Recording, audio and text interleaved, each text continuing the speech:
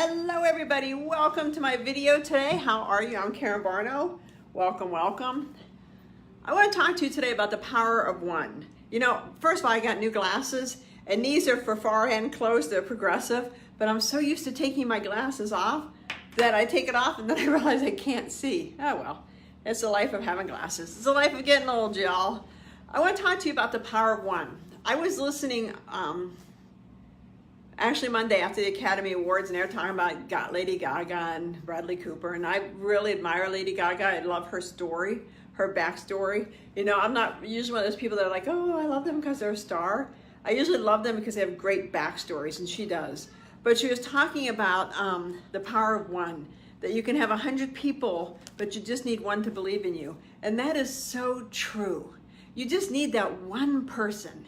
And it could be a friend, it could be a teacher, it could be a boss, it could be your mother, your father. You just need that one person that's like, you can do this. And if you don't have that in your life, you've got to go find it. Because life can be a challenge. And when you're doing new stuff and you're venturing out and you want to get a different job, or you want to apply for a promotion, or you want to start your own business, whatever it is, you need a cheerleader. You need somebody that's like, you can do this. It's not, you know, everybody's like, well, you need somebody that's, you know, a pragmatist that will tell you, you know, you need to change this or that. And absolutely you need that. I mean, you need a team of a couple people. But first and foremost on your team has got to be somebody that believes in you. Somebody that gives you that one chance. You know, when I took over this job, well, when we started the organization 22 years ago, we hired another executive director, and I was on the board of directors as a founder.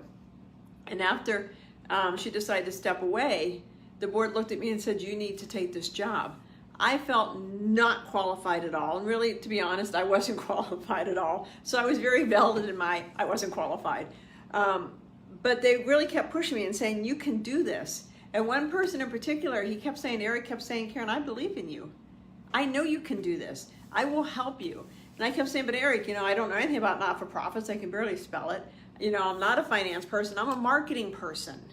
I'm a builder. I'm not the other stuff. But I took the job because he believed in me. And that's, again, what you need. You know, throughout my life, I have been so blessed. When I met my husband, probably the first reason I fell in love with him is he believed in me. I was a homeless train wreck. And yet he's like, I know you can be more. I know you can do more because I hear your stories. I know you trust in yourself. And that's what you need. You need that person that's like, you've got this. There's nothing you can't do, because it's true. There's nothing you can't do if you believe in you. And that's the hardest thing. I mean, so many of us get born, especially women. You know, our self-esteem gets beat down so young. I was watching, actually my husband was watching over the weekend, and I happened to walk through the room during that Michael J. Fox movie, The Flying Machine, yeah, whatever it is, where he goes back to meet his parents. And I walked in on the scene when Biff, the football player, was in the car with his, not mom, but soon-to-be mom. And, you know, by today's standards, he was raping her. But by that standard, that was okay. But when we were watching this movie, and I don't know when it came out, maybe the 80s? I don't know.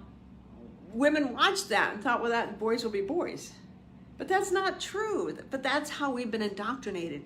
And that's how our self-esteem gets beat up. So you need to have that person in your life that when you start beating yourself up and you start thinking, I can't do this. I can't apply for that job. You know, I'm not going to go out on that date with that guy because he's going to realize I'm a schmo. I'm not going to start my own business. Or, you know, you're really good at going and finding, by some people's views, pieces of junk, and you fix it up that it's extraordinary. And you think, well, I should sell it. And then it's like, no, everybody else does this. You need that cheerleader. You need that person that's like, you can do this. You've got this. If you believe in you and you have faith and you have somebody encouraging you, there's no excuse.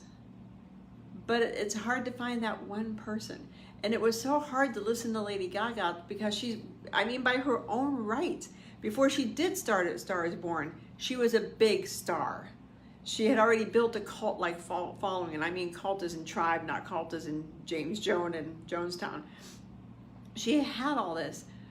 But to have Bradley Cooper say, you can be a movie star, and have him cheering her away, she will be forever linked to him.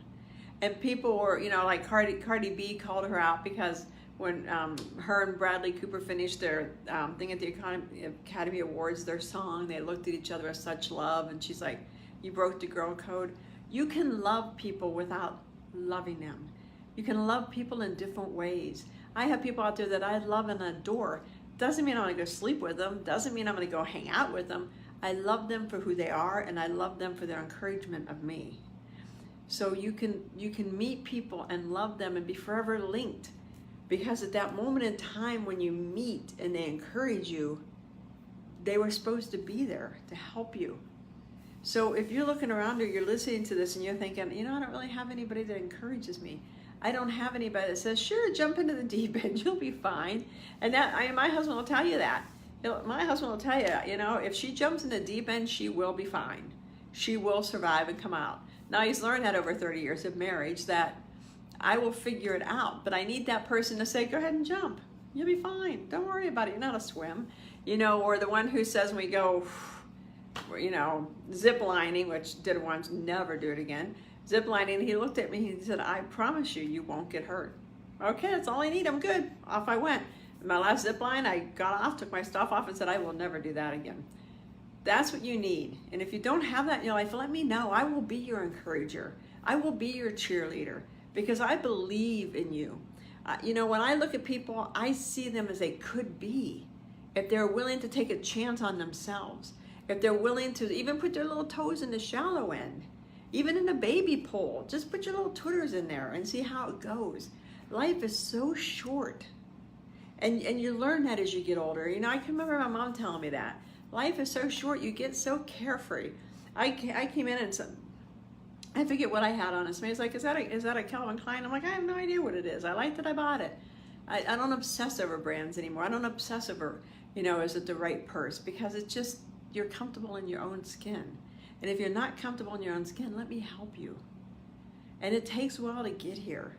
Especially, you know, again, when you turn 40 and 50 and the kids are growing up and leaving the house and it's you and your husband or you by yourself or whatever, and all of a sudden you have to start thinking, who am I?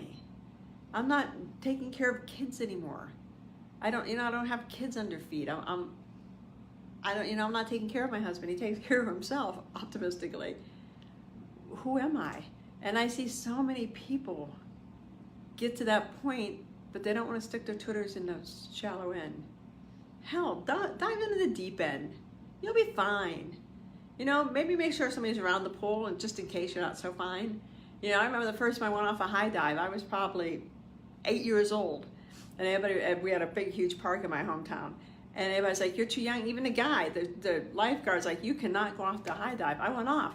Sure, I was drowning, but that was okay because I knew I could do it. And that's probably the best thing that happened, because from that point on, it's like, I'll survive. Have your person, have your one person. It's all it takes to be great. That one cheerleader, that one mentor. And maybe you don't know them. Maybe they're an online presence and you follow their stuff and you feel like they're talking to you. Find your person to help you move forward, because it's just the power of one is all you need. I hope this helped you guys. I hope it has meaning. I hope you start looking for your big supporter. And it can be a husband, it can be a friend. And like I said, it could be somebody you don't know. Just somebody that believes in you and sees your greatness. So share this with your friends, share this with everybody. I think it's really something we need to start really tuning into. In May, I think I'm not getting the date, I'm gonna debut my new online class, Discover the Gift Hidden Within, 5 steps to ignite your potential and discover who you really are. It'll be an online course to help you start really looking within and figuring out, who are you? I mean, we always ask, who am I? We're gonna figure it out. Let me know if you have any questions at all. Have a great day. By the way, I've been giving you guys weather forecasts in Arizona. It is finally, the sun shining. I actually took my sweater off. I think we might survive the cold. Talk to you guys later. Have a great day. Bye-bye.